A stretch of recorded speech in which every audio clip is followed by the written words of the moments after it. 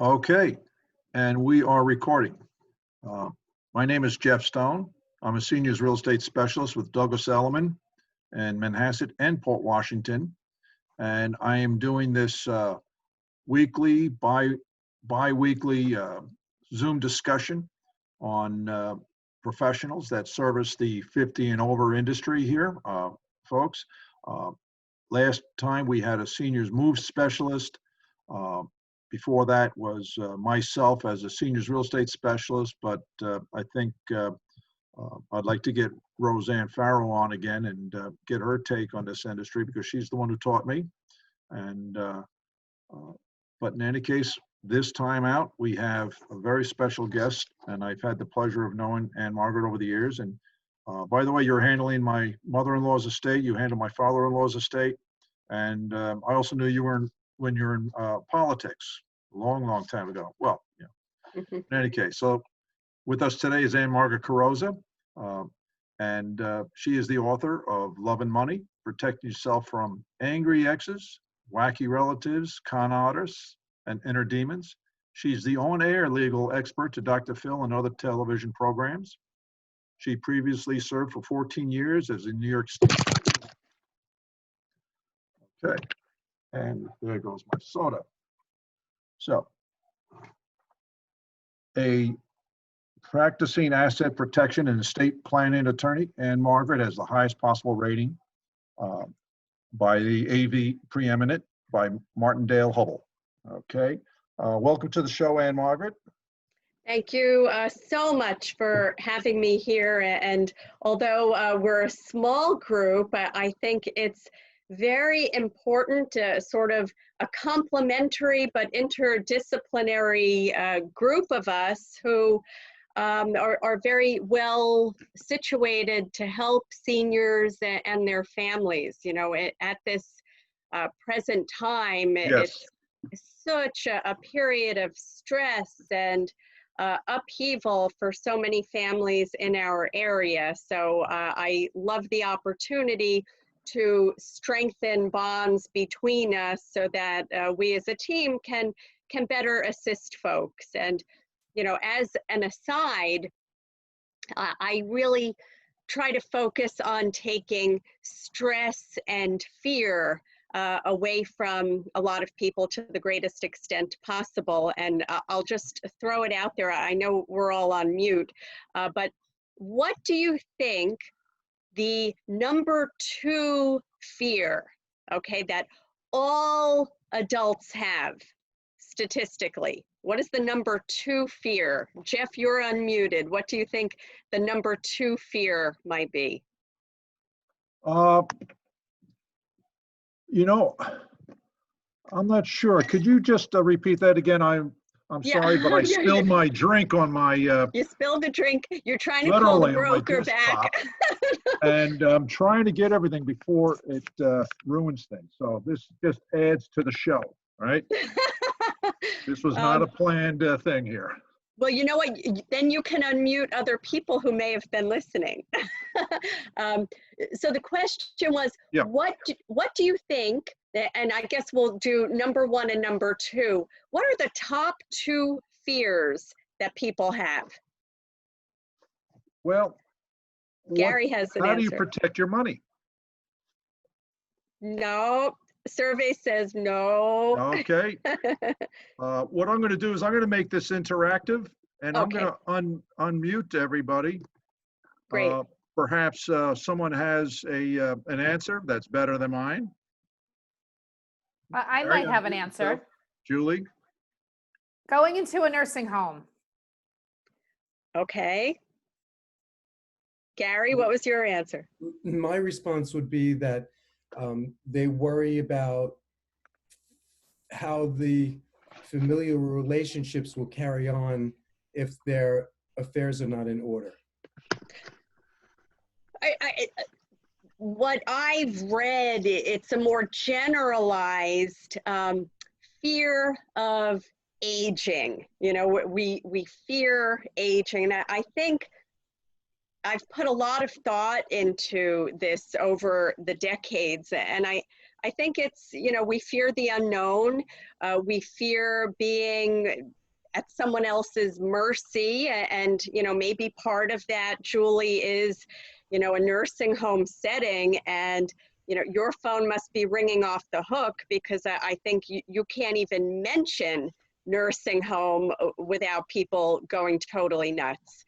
And we've seen the worst possible scenario with nursing homes, and that is if you have an infection, it can spread like wildfire, because you have caregivers going from one room into the next, on and on and on. So I think the future is assisted living for sure, home care, but I think all this whole fear thing, I think we can take the teeth out of it by educating ourselves as much as possible about the options for senior living. And even if we're not, ready yet to sell, downsize, explore assisted living communities, I think we all feel better when we go through the exercise of educating ourselves.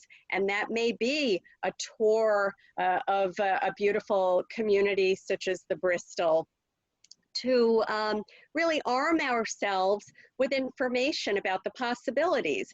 And yes, that does circle into estate planning documents, which I think of as, what can the Ann-Margaret of today do and put in place that I'm shaping what my life is like later, in the event that I don't have the ability, either physically or cognitively, if I don't have the ability to care for myself or make decisions for myself later.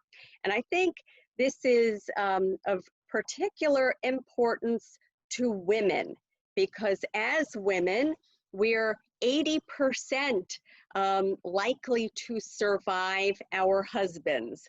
And that's for marriages that go the distance, right? 42% of us will be divorced. A number of us never get married in the first place. And today's reality is not such that I can depend on my two kids to provide any level of care or time in the future. They could have the best of intentions, but they're dealing with their kids and their families and two jobs and their own pressures. So I encourage women to embark upon this interdisciplinary planning process, gathering, interviewing a group of professionals, and that is a real estate specialist, that can be an assisted living expert, talking about downsizing and organizing the house, a financial advisor, a CPA, and an estate planning attorney.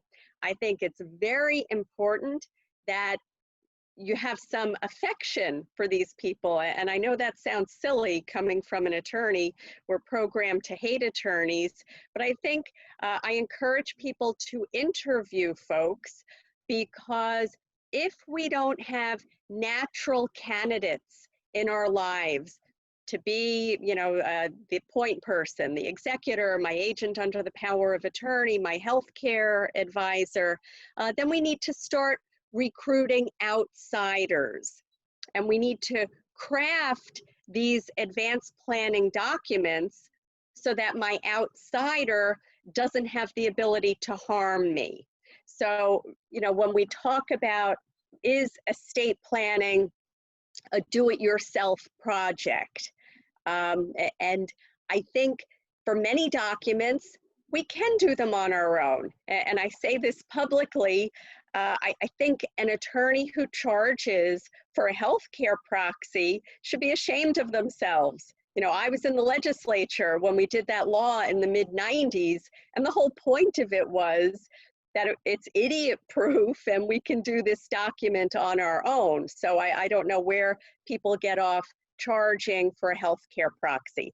You're welcome to download the documents from my website. forward them to your clients. No room for error on that. Healthcare proxy determines who makes decisions for me in the event of a long-term illness. Then we have the living will, which in New York State, unlike Florida, the living will doesn't have a lot of teeth. The living will is more of the subjective micromanager in me that comes out, where I talk about, you know, my wish for aggressive pain management. So we also talk about, it is my wish, and I have this in my own living will, and I put a copy of my living will on my website, which is myelderlawattorney.com, no breaks. The living will says, in the event that I need long-term care, I prefer that the care not be provided in a nursing home. I have that in my document. So you are free in New York State with a living will to shape the language to suit you, because this is not the document you're handing to the team at St. Francis. They only want to see the health care proxy. So the living will, to the extent that it's kind of subjective, I encourage people to put a Post-it note on it and say for family use only. Okay, so those are the health care documents. Now we come to power of attorney. Who am I going to appoint during my life to be in charge of business transactions? And for every person, that's a different answer. And depending upon your cast of characters in your life, you may want to pick 2 B+ candidates and put them together, that they have to act together, and that will hopefully prevent one of them, you know, from doing something crazy. Or if in your situation, you don't have a natural candidate who you can really trust 100%, or maybe you don't know them that well. Now we want to take the teeth out of the power of attorney by saying my agent can transact business for me, but cannot pull any assets out of my name. Okay, so we really want to customize that document. And unlike the healthcare advance directives, I strongly believe that the power of attorney should be done in consultation with an attorney. It's a little complicated.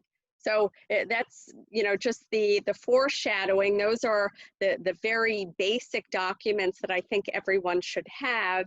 And do you have any specific questions, Jeff? Well, I know, does a live-in or revocable trust protect one's assets in the event long-term care is needed? Yeah, so when we talk about estate planning, we should be thinking about the word trust. You know, we're an incredibly litigious society. The long-term care programs that many seniors come to rely upon, such as the Medicaid program, we can expect that to buckle under the weight of the state and federal budget deficits in the not too distant future. So we want to think about protecting our assets. And we know that a trust is really the best thing we can do, especially with real estate, to protect it from any claims or liens.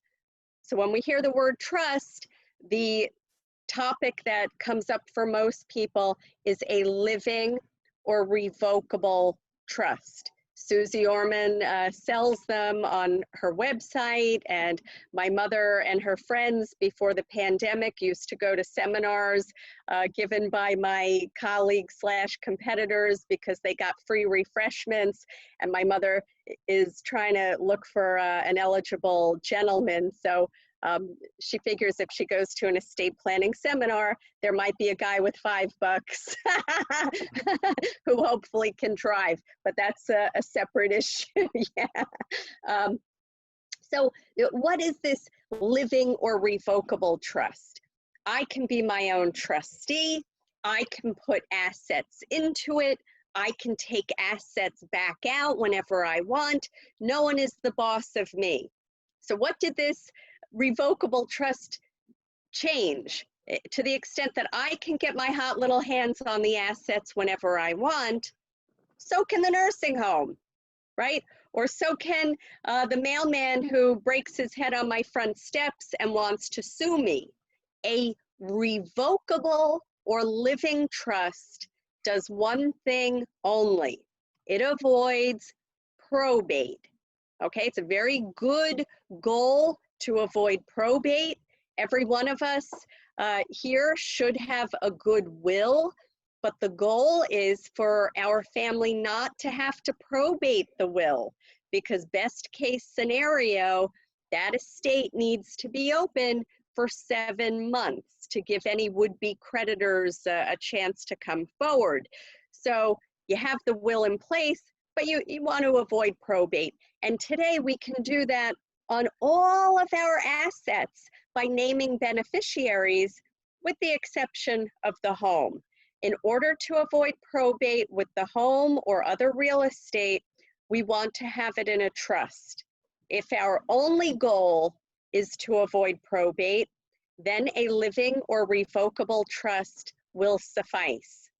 But if I have my asset in this revocable trust and I need, God forbid, nursing home care, do you think that the revocable trust provides any protection to my home that's in it? And the answer is no. To the extent that I can get my hot little hands on that asset whenever I want, so can my nursing home or other creditors or soon to be ex-husband. So we want to think in terms of having a stronger trust. The trust does not, however, have to be totally irrevocable. A totally irrevocable trust is never needed. You know, attorneys are reluctant to speak in absolutes, but I can tell you in my 24 years of practice and 14 years as head of the trust committee in the New York State legislature, I can tell you a purely revocable trust would never be a good idea. So we can be somewhere in the middle, and this is ideally a hybrid trust that is strong enough to get this magical, it is still 5 years, this look back period going. So I create the trust. I name Jeff as my trustee because I know he is super honorable and trustworthy.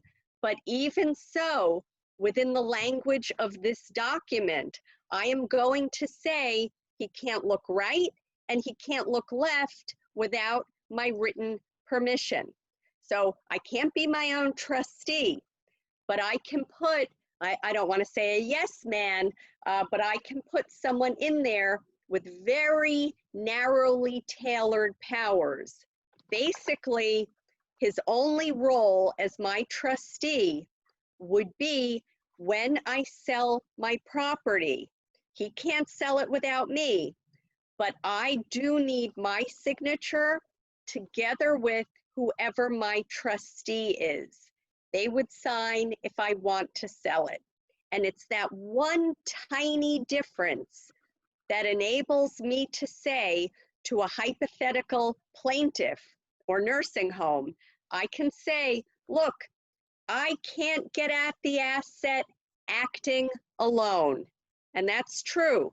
If the trust is properly drafted, I need my wingman, my co-trustee, to sign it and sell it or pull it out and give it back to me. So we retain within this trust the ability to change the trustee. What if I wanted to sell and Jeff said, you know what, I don't think it's a good idea. I think if you hold out next year, the market's going to be better. I can say, thank you for your service, Jeff. Gary is my new trustee. And we keep going down the line until I get someone who's willing to put their name down and we're able to sell. So I need a trustee, but I don't necessarily need the one that I started with. Now, my beneficiaries are going to be typically my kids. So let's say I have my 3 kids as the named beneficiaries. Within this trust, I want to retain the ability to change the beneficiaries. Why do I want that? I love all of my kids equally. I'm never going to want to change the beneficiaries. But legally, because mom can still change her mind during her life, that means it was not a completed gift. Okay? So if one of my kids is about to go through his 3rd divorce, his 1/3 future interest in the trust is off limits to the extent that mom still holds the puppet strings, and I can take him out if I want. So his soon-to-be ex-wife has no ability to put a lien on his interest. So it's very important, you know, with any estate planning, especially a trust, that we retain all of the tools to be able to make changes that life curveballs could necessitate. Okay, that's great. As opposed now to a revocable trust, can that ever be changed? Well, even so, I guess the question should be, Protect one's assets? yeah, so a revocable trust, you all get that that doesn't confer any protection, right? It's like water. If I can get my hands on it, so can my creditors. A purely irrevocable trust, you know, why would anyone do that? Why would anyone out there draft a purely irrevocable trust? And I tell the story in the book. I changed the guy's name, but there was an attorney that I was social friends with, a personal injury attorney, who called me one Friday years back and said, I'm doing a trust for a client. Would you look at it? And I thought, gee, that's odd. Why is he doing a trust? Okay, happy to look at it. I'm a frustrated teacher at heart. So I take the document home that weekend and I'm marking it up, looking at it, and it's like the legal equivalent of a horror film, because he is referring to sections of the Internal Revenue Code that were repealed in the late 70s. So it was clear that he got this document from some deceased attorney's files from the year of the flood and had his secretary cut and paste the names, and the document looked fine. And this guy looks terrific. You know, he looks like a TV lawyer on one of these nighttime shows. And I didn't know what the heck to do. And it was like a Dear Abby moment. You know, I didn't want to tell him this is a piece of junk because that was going to be awkward. I really didn't know what to do. So Monday morning, back in the office, I called him and I said, you know, I really need some more information about your client to evaluate this trust. So he proceeded to violate every stricture of attorney-client privilege, and he faxed to me, you know, this was before scanning and emailing, he faxed to me chapter and verse, all of his clients' information. I had account info, account numbers, social security numbers. I drafted a trust, sent him my trust. And I said to him, and forgive me, gentlemen, but I think this was like a gender thing. I said to him, I made a few changes, right? So here's, you know, the woman afraid of him being upset or sad or mad. So he said to me, well, at least I was on the right track. I thought, in what universe are you not hearing what I'm telling you? Anyway, I then shredded all of his clients' private information. He had this trust, and he then put a shingle out that he's doing elder law. And I just shuddered because, I mean, this was maybe one of 20 different trusts I would have used back at that time. And I thought it was like a broken clock, you know, twice a day it's correct, and maybe the next client who comes in needs the provisions that happen to be in that trust. So, you know, it is the Wild West out there. And I think new or inexperienced attorneys or attorneys, you know, kind of dabbling in a few different areas, maybe they don't know where on the spectrum they need to stop between being revocable and, you know, a straitjacket irrevocable. They don't know where does that 5-year clock start ticking, okay? And it starts at the very nuanced point of me acting alone, not being able to pull my stuff out. Okay, so that's where the seesaw rests. And that's really not giving up any real power, because again, I put a yes man in there, get my signature, and he goes on his way. Often, when people come into my Bayside office for an initial consultation, they bring with them documents they've already done. If we have a disaster trust document that is purely irrevocable, New York state law provides 3 ways for us to break in there with an ice pick. And at the risk of putting you all to sleep, I'll just say that one is decanting. We can create a better trust and suck the brain matter out of the bad trust and put it in the new trust. We could do a judicial reformation. We want to try and avoid going to court if we can.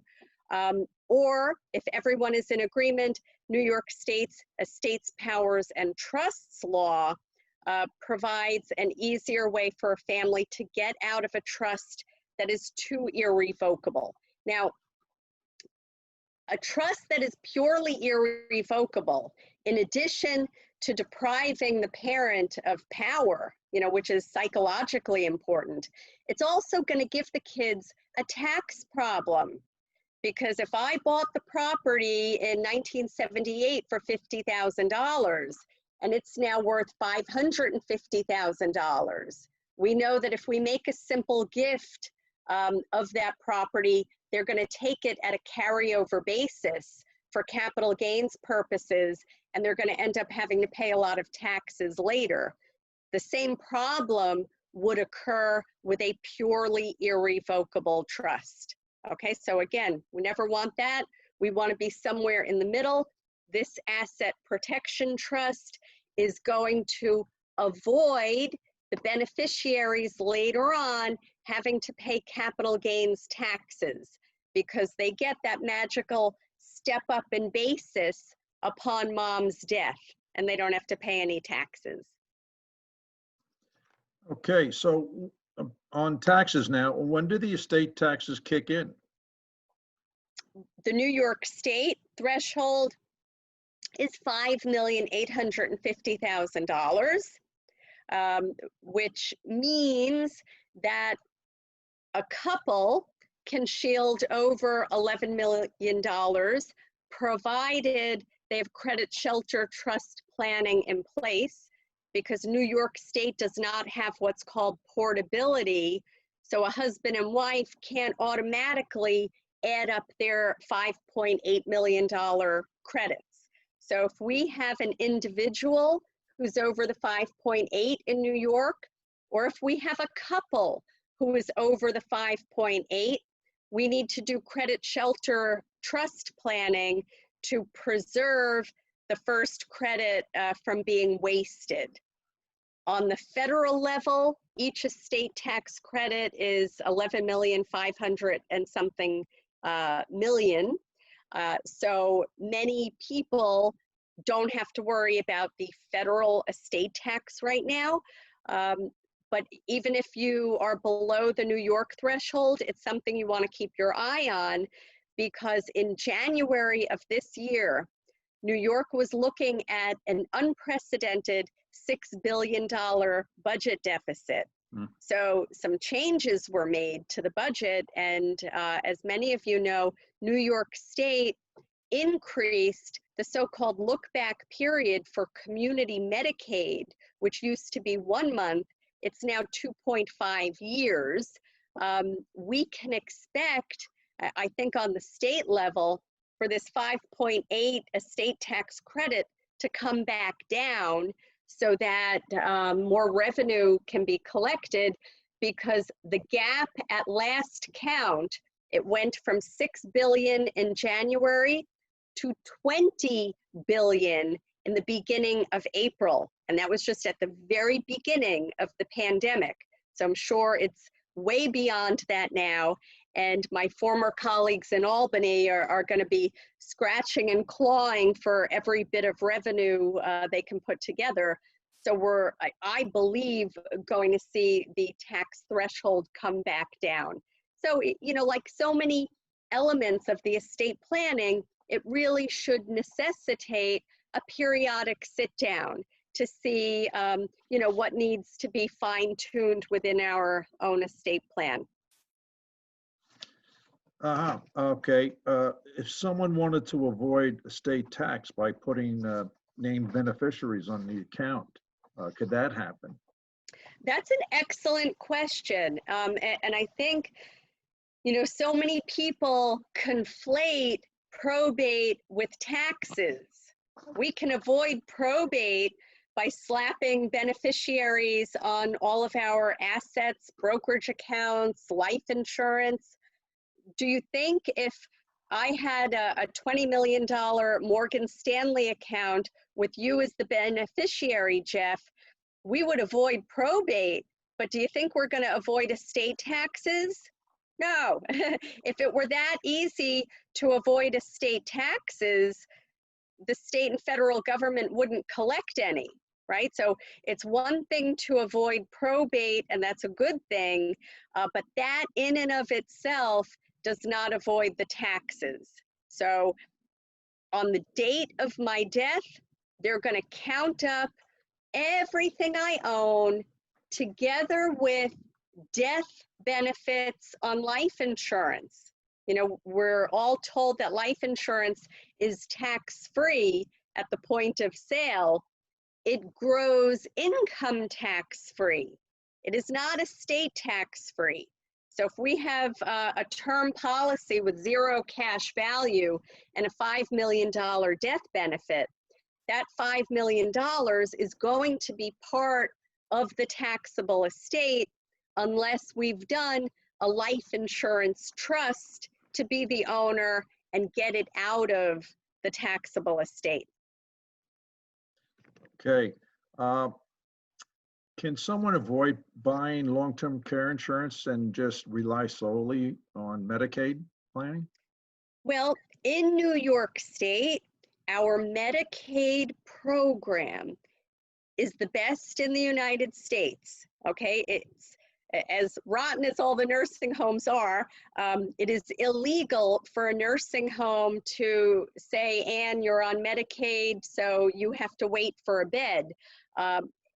You can have horrible nursing homes and better nursing homes, but within a given nursing home, there is absolutely no difference between the care that I receive when I'm on Medicaid or you receive because you're private pay. It's even Steven. We can certainly expect, though, for New York State and the federal government to reduce the availability of the Medicaid program. Before the pandemic, Medicaid as a percentage of the New York State budget pie has grown higher than education as a percentage of the New York State budget. So cuts were coming before the sorry fiscal state that we're in, and we saw the first cut to the program by implementing the 2.5-year look-back period prior to being eligible for community Medicaid. We expect on the federal level, some of the older ones amongst us remember when the look back used to be 3 years. It went to 5 years in 2006. There's a bill in Congress that would increase that to 7 years, and I fully expect that to be implemented.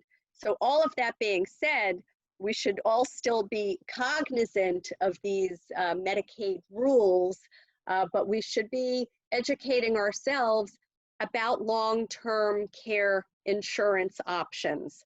Traditionally, the reason why we didn't buy long-term care insurance was what? It's very expensive. You know, high annual premiums.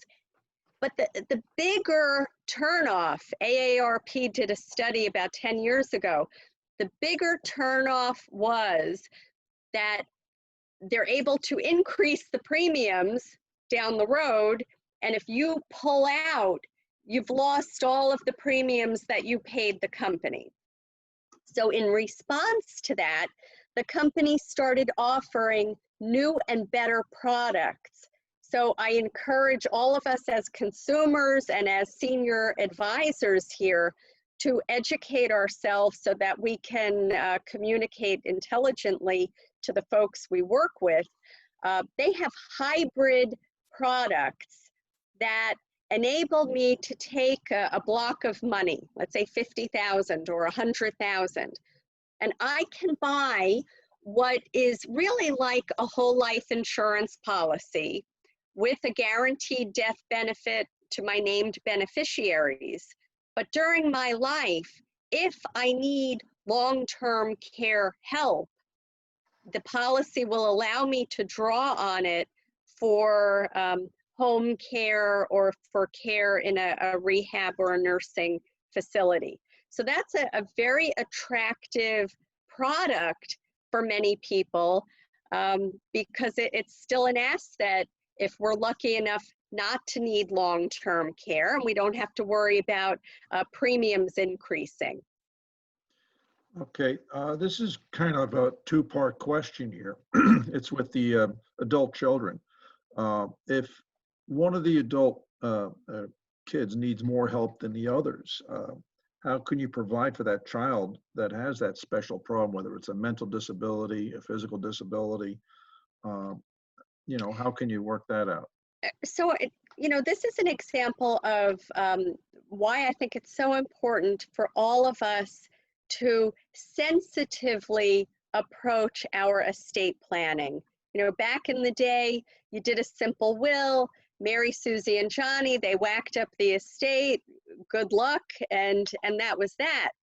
Now I think it at least merits a discussion with the estate planning attorney you're working with, and this is why it's important that you have a relationship with this person, because my 3 kids could be as right as rain today, and 5 years from now, you know, someone has a problem, a substance abuse issue, a developmental disability, he's on his 5th marriage, whatever it is that causes me to be up at night thinking, A, he needs more than his brother and sister, and B, whatever it is I give him is going to be scattered to the 4 winds, you know, within a year of him receiving it.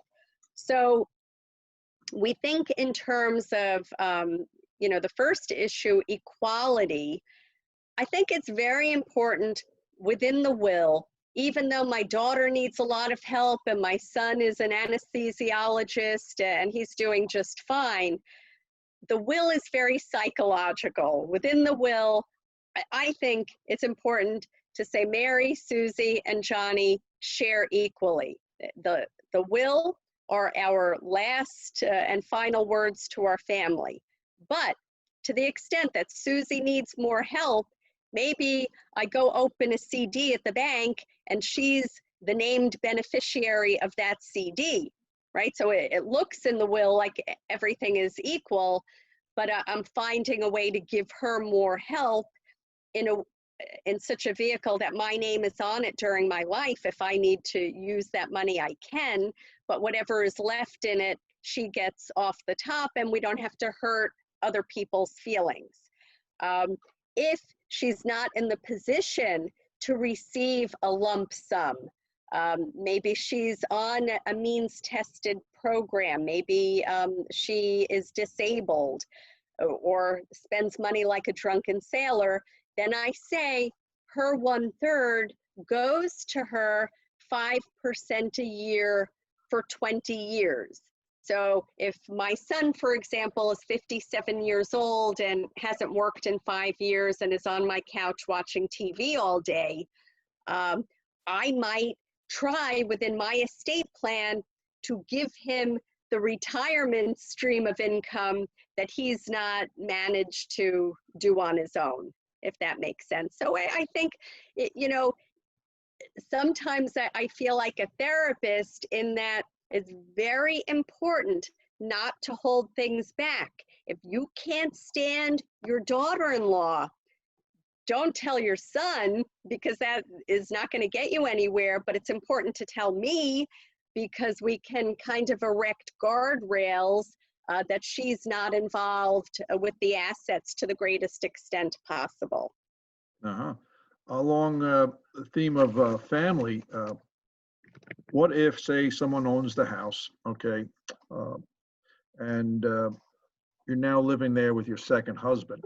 You know, how do you protect him if you should die first? So blended families are, you know, really, really important to spend a little time planning for. Otherwise, there's going to be a three-ring circus on the other side. So when we have a second marriage, do you know what the divorce rate is for second and subsequent marriages? It's over 60%. So it's 42 to 43% for a first marriage, 60% and over for a second and subsequent marriage.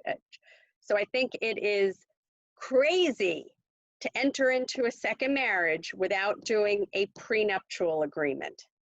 Very, very important, because absent the prenuptial agreement, every state in the United States gives very generous inheritance rights to a surviving spouse. So in years to come, if I have a new younger husband and he hates my kids and my kids hate him, and he's telling me, and this is how it goes, he's telling me, put my name on the house. You know, that's how they start the whole program. Put my name on the house. I'll make sure that your kids get it later. He's not going to make sure that the kids get it later. And I should not put his name on my house. That's a recipe for disaster. But if the relationship is good and I don't want him to be homeless upon my death, then we need to come up with a compromise solution.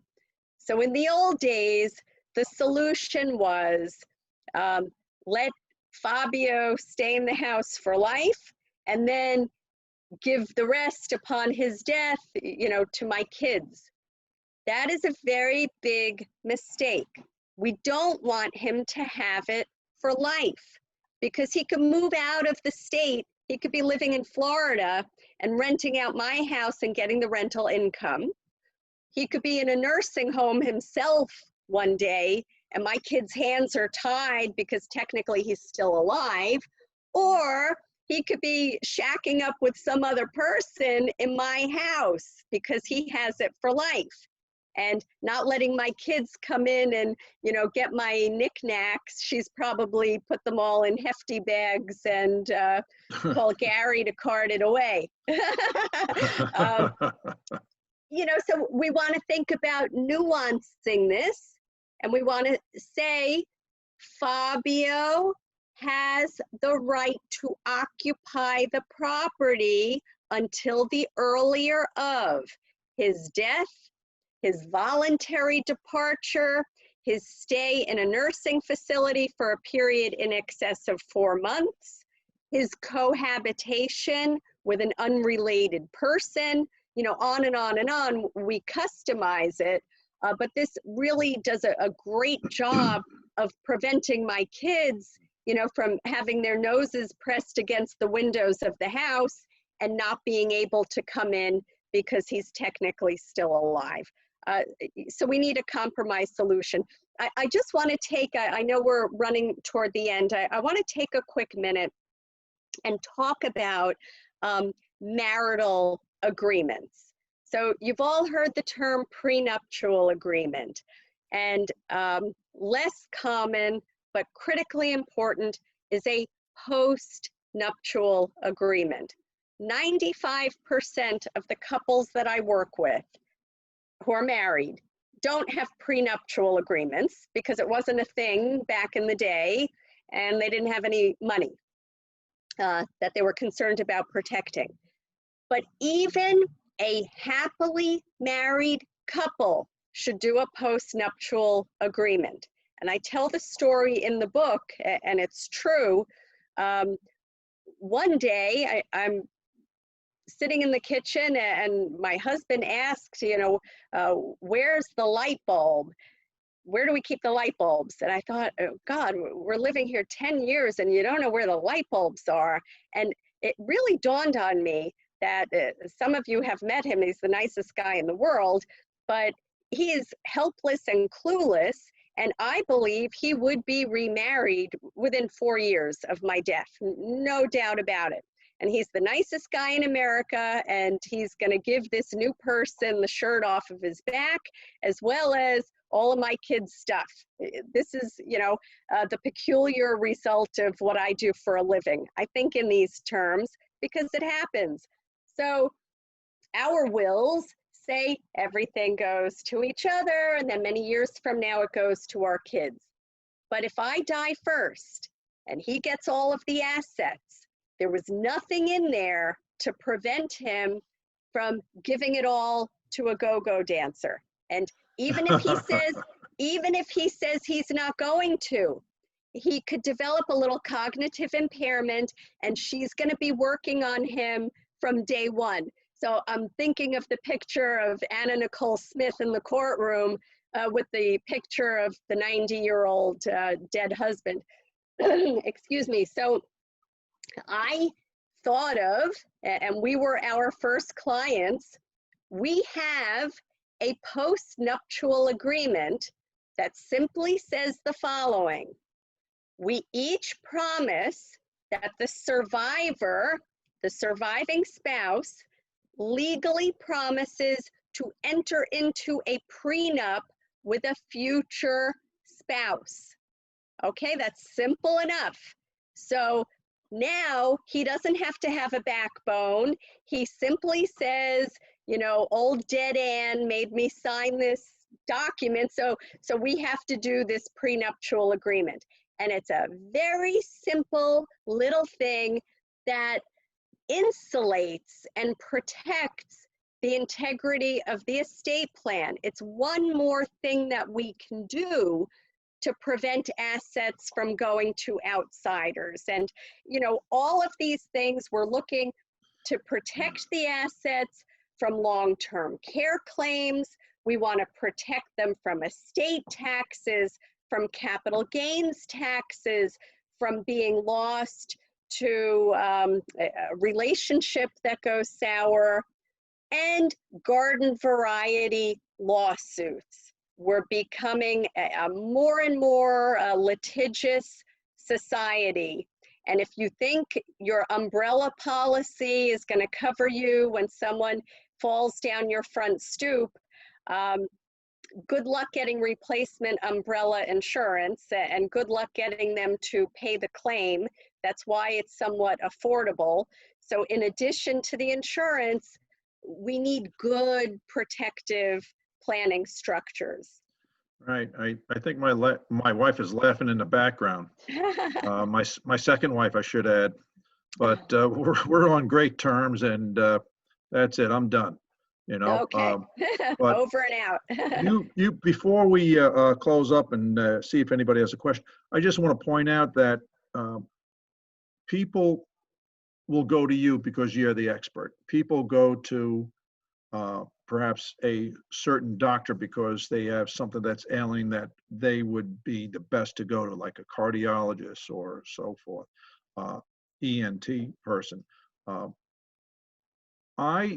You brought up that thing about the attorney that dabbled a little bit in the estate section, and he put up his shingle saying, okay, now I'm an old attorney. And, again, that's that's not a good thing. And ethically, well, it's another thing. But I always strongly recommend going to the expert. All right, so someone who has that experience in that particular field. Yourself, for instance, in the estate planning and elder law fields, trusts, and all, and almost like what I do as a seniors real estate specialist. You can hire any realtor. Okay, I could sell first-time home buyers. I can represent buyers, whatever. I could do luxury reals. But again, if you're looking to downsize and relocate, you may want to at least discuss with a seniors real estate specialist what it is that they do and how they could be of help to you. So, that's another thing. So I do know that for sure that I always recommend the right professional going in, whether it's a senior move manager or somebody who could universally design their home so they could stay in place a little bit longer, and so on and so on.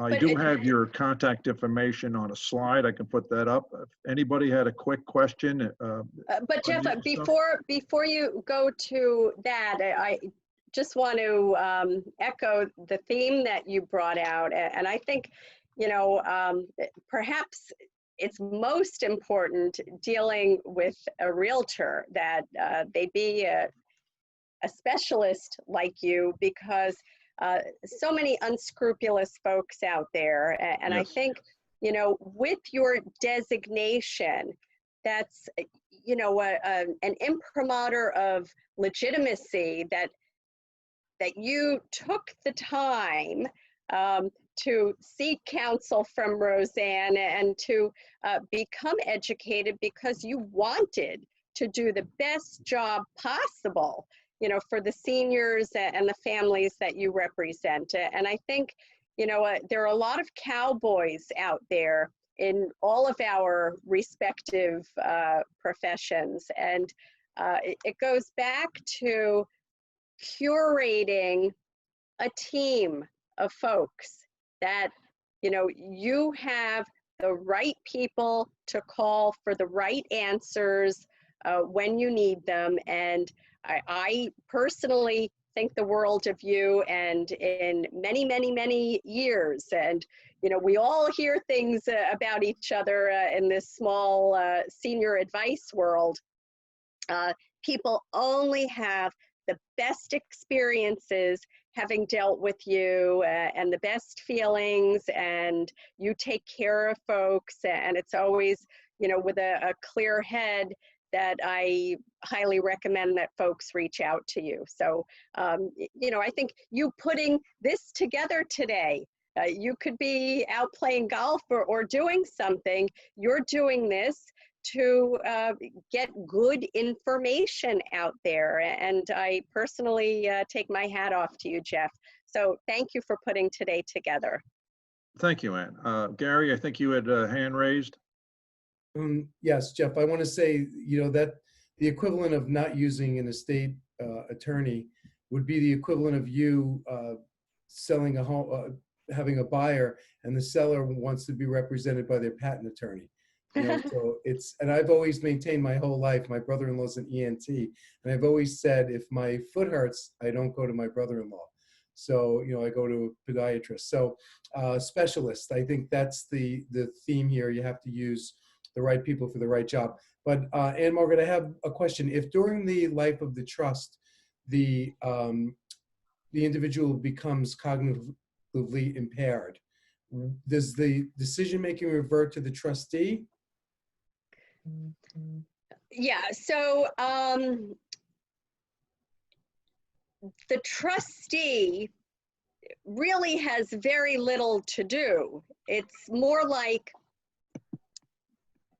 the person taking over for the grantor via power of attorney. So the relationship is still the same. The trustee still cannot sell the property without the consent of the parent. But now the parent, because of the cognitive impairment, is represented by their agent under the power of attorney. Does that make sense? And sometimes it's going to be the same person. Oh, yes. okay, and it is what it is, right? If you're my trustee and I lose capacity, now you're effectively making the decisions. Thank you. Okay, does Roseanne? anyone? Oh. I'm sorry, does someone else have a question? I do. May I? Okay, So, Margaret, can you differentiate for us, capacity, competency? Because see, as real estate professionals, we often walk into that home of the seller and we say, and then we don't know what to do next. And usually we ask them who their attorney is, because that would be an important question when you're doing a real estate transaction. We might reach out to that person. But what is all this incapacity versus competency versus, I don't know. What it is another 2 hours, but the thumbnail sketch of it, my husband's a geriatrician and he deals, with the medical side of it, Alzheimer's and related dementia illnesses. But what's interesting from a legal perspective is that a medical diagnosis, it could be stage 3 Alzheimer's, a medical diagnosis does not necessarily mean that we are legally incapacitated. Okay. So, often I have gray issues, and I have a lot of folks being led into this office by their adult children, to my conference table, and we're here for mom to put the house in my name. Okay, okay, good sir, will you wait in my lobby while I talk to your parent about this? And, sometimes it's a gray issue. They don't have to be able to recite the Gettysburg Address to know that they want their 3 kids to get the assets. But if she starts coming into me every other year with a change in favor of whichever child she saw last, then we're at a place where we really don't want to be, and that is a guardianship proceeding. Oh, wow.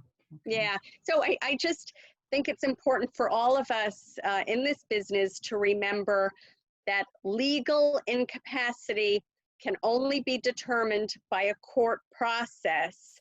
And if a person has a general appreciation for who their loved ones are and what they have, that has been upheld to be sufficient legal capacity to do their estate planning.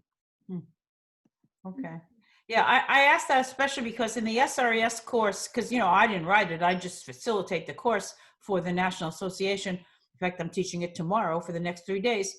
They're telling us in this course material that if you, as a real estate professional, if you sense the person, and how do you know that? As if we're, social engineers. I mean, so if you have a sense, then you should be sure to ask them if they have a power of attorney. And I don't know, I just wonder if that's being a little bit intrusive, and that's not my wheelhouse, Right. I mean, I would say at the very least, it's a little bit of an awkward situation. Yeah. So, I don't know. I mean, I just push the material forward, but I just have questions about that. Well, the other piece of it is sometimes someone being a little fuzzy surrounded by loved ones is different from someone being a little fuzzy with, a guy or gal with them who's a shady operator potentially. And all of us have the ability to put an anonymous call in to Adult Protective Services who would send a social worker to check out the situation. And I would imagine in the course materials that you're referring to, they're giving you protective ammunition to save you from liability down the road. Like, what do you mean you let her list the house for X $100,000. She was diagnosed with ABC the prior year. So Yeah, sure. Yeah. Yeah, it is. It's for risk shifting probably to, yeah, makes sense. And one other question, I know you were talking about the trying to avoid probate. Could you give me a good explanation of what is probate and why would somebody want to avoid it? yeah, so I'm looking to my left for a copy of a will. We all know what a will looks like. I leave all of my assets to Roseanne, end of story. I sign it to witnesses. It comes as a surprise to people that the will is not automatically effective. If I name you as the beneficiary on my CD, that's automatically effective. You go to the bank with my death certificate, you walk out with a check. But if you have an asset that hits a dead end without a beneficiary, and that's usually the real estate, now the named executor has to take that document together with a death certificate, have an attorney do what's called a probate petition, give notice to all of the people who would be my heirs at law. So I don't have to leave my kids anything, but they do have to be involved by getting served process in the event that the will is probated. So it's an archaic process that goes back to Henry VIII in the 1500s, and very little has changed about the process to this day. And while it's historically interesting for a geek such as myself, it's a big pain in the you-know-what for folks who have to go through the process. And that's never changed. People still have to authenticate the will. So some Yes. like foreign person you never heard of, fourth ancestors ago can show up and say, hey, I'm related, or. Absolutely, absolutely. And it's very important for those of us who don't have children and don't have a spouse. We want to avoid probate like the plague, because the court will appoint something called a guardian ad litem. And for an attorney, that's like a Scooby snack, because when the court appoints a guardian ad litem, someone's getting a payday. So they appoint their retired friend. They made a deal on the golf course. He says, hey, I'm going to hook you up with a guardian ad litem. His eyes light up, because what this guy or gal has to do is pretend to look for long lost relatives and put a family tree together, maybe hire a genealogist. And Wow. the expenses can easily get to $10,000 before you know it, until the court says, okay, I guess there are no next of kin. And if they do find next of kin, then that person is fighting with, you, who I wanted the assets to go to. Right. Yeah. Huh. Wow. Proper planning is the key thing in all things, that a trust, a healthcare proxy, and a living will. And Jeff, you'll let me just in 15 seconds plug my book, Love and Money. Oh, you beat me to it. Protecting yourself from angry exes, wacky relatives, con artists. I want to take your picture. Hold it up again. Hold up. I'll send you a copy of it. Dr. Phil wrote the forward to it, and it's entertaining, but unfortunately, the entertainment comes at the expense of real life people whose names have been changed. Cautionary tales. Yeah, something, huh? Yeah. Well, I do want to thank you, Ann-Margaret, for coming onto the show, Thank you. Downsizing Relocation for Boomers and Seniors. It's been a real pleasure. Good seeing you Thank again. you. Last time I saw you was in Syosset speaking at the library. Yes. Awesome presentation, and it was a Thank packed you. audience, which is good to see. So, don't think about what it's going to cost you. Think about what it may cost you if you don't hire the expert, and that's the whole thing. Planning ahead is key. Thanks for having me. Bye, everyone. Okay, Thank so you. long, Thank folks. you. Take Excellent care. presentation. Okay, bye. Bye.